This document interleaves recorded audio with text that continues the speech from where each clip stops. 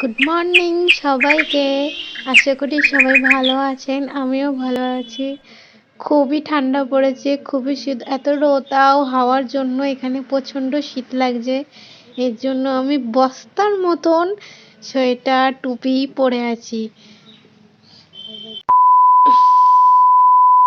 দেখতে থাকো।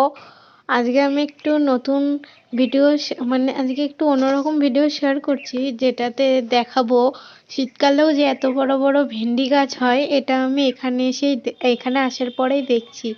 তো দেখতে পাচ্ছি একতলা ছাদের হাইট, আর একটু হলেই পুরো ছাদের সমান সমান হয়ে যাবে গাছটা।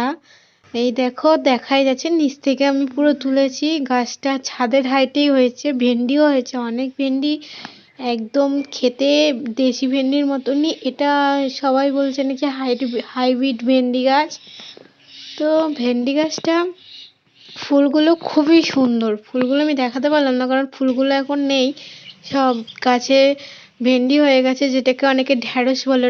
ঢ্যাঁড়সও হয়ে গেছে। এই যে আমি পিছনেও চলে এসেছি, পিছনেও দেখতে পাচ্ছ ওই যে হয়েছে গাছে ভেন্ডিগুলো আছে, ঢ্যাঁড়সগুলো আছে। ভিডিওটি ভালো লাগলে অবশ্যই লাইক, কমেন্ট, শেয়ার ও সাবস্ক্রাইব করতে ভুলবেন না। Thanks for watching.